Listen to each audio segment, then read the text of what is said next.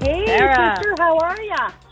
Hey, man. I'm pretty well. I'm pretty great. It's a cold and dreary rainy day where I am in rural Connecticut, but, you know, we're safe and well and healthy and overfed, so Yeah, I don't think we should complain.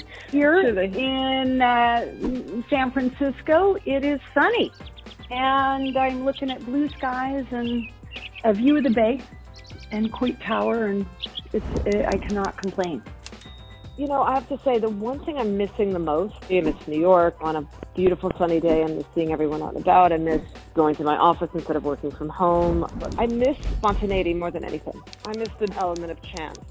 Absolutely, especially for social encounters. Like, we were at the farmers market the other day, which is an outdoor market, and in San Francisco, we're legislated, we have to wear masks. And we bumped into someone. Of course, it took us a while to recognize her in her mask, and it was joyful.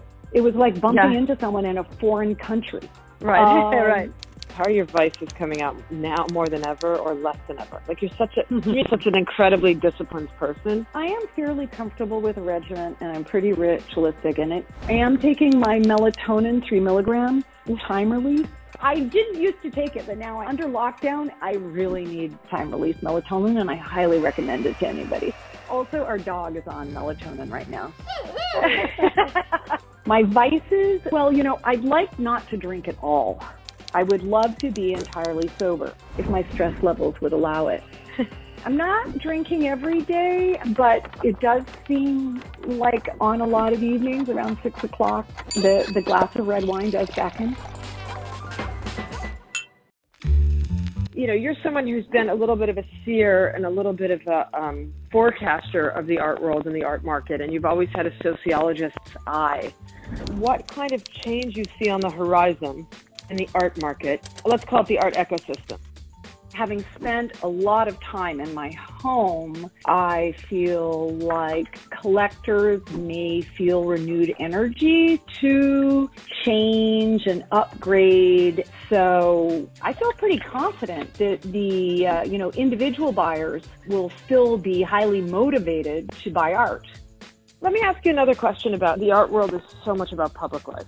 How do you see public life coming back? Well, I'm a bit of an introvert who loves staying at home.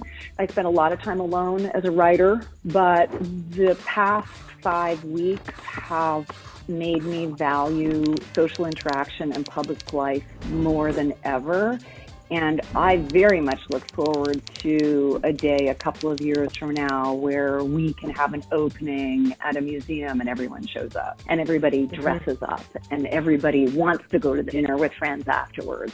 If I were writing 7 Days in the Art World post-pandemic, I would hope I'd still have a chapter about the Venice Biennale.